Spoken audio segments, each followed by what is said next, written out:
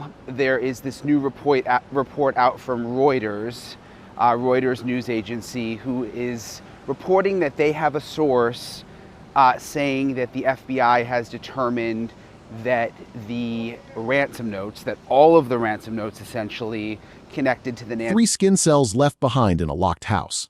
That's all it might take to end a manhunt that has stumped the FBI for months. And now, a new Reuters report claims federal investigators are quietly questioning whether the ransom notes tied to the Nancy Guthrie case were ever real at all. Picture this: a stack of handwritten notes, each one analyzed, cross-referenced, argued over in briefing rooms. And after all that scrutiny, sources now say the Bureau isn't sure any of them are genuine. That's the visual that defines this entire case. Paper that might be evidence, or might be nothing more than noise designed to send investigators chasing shadows. Before we go deeper into what the evidence actually shows, make sure you're subscribed to Crime Nest Media, because we don't just cover the story, we follow the facts. Here's what we know for certain. Multiple ransom notes surfaced during this investigation.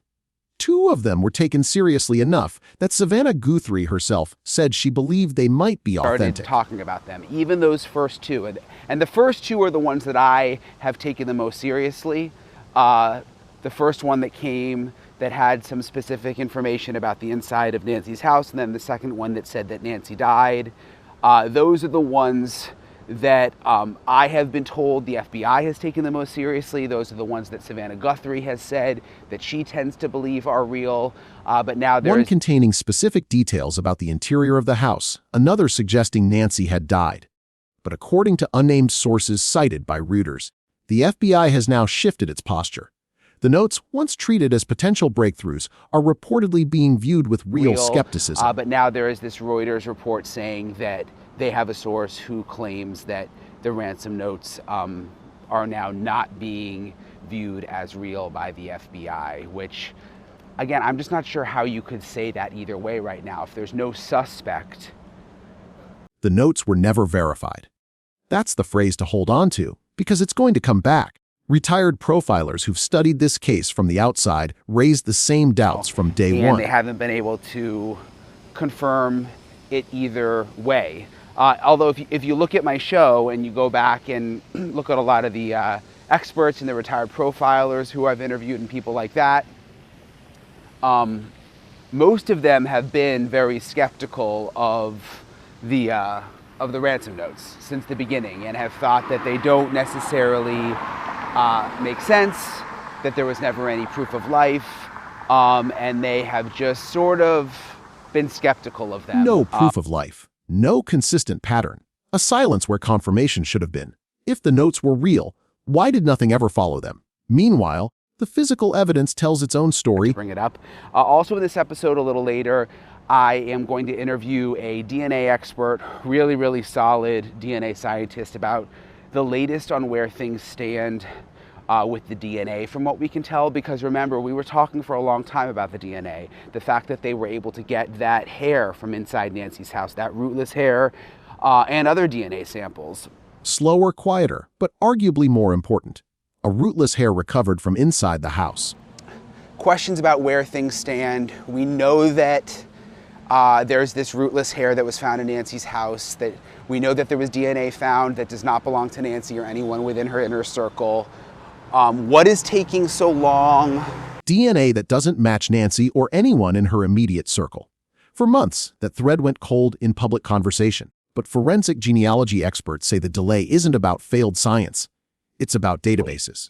Yes, so, DNA, like all information, has a certain content, and the shorter the pieces of DNA that we're recovering, the shorter the matches to databases, the longer it takes.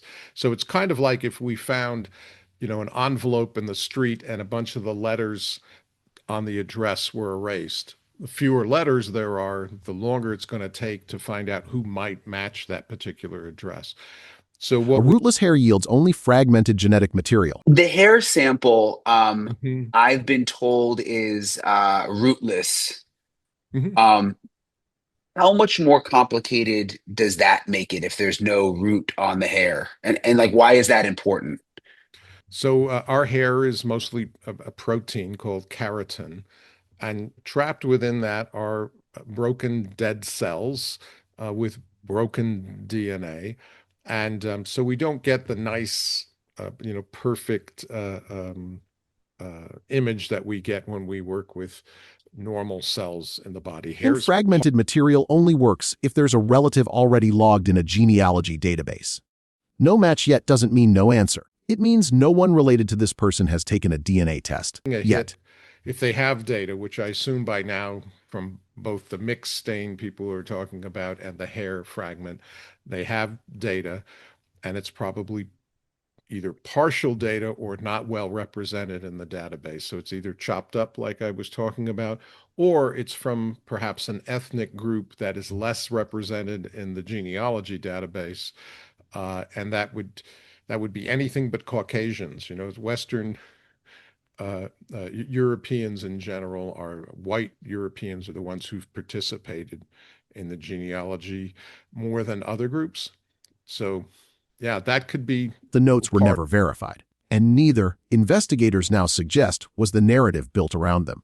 So ask yourself this: if the ransom notes were fabricated, planted, perhaps to redirect an entire federal investigation, who benefits from that kind of confusion? Every hour spent chasing a false lead is an hour not spent closing in on whoever actually walked through that house and left cells behind on a doorknob, a hallway, a Scattered windowsill. cells.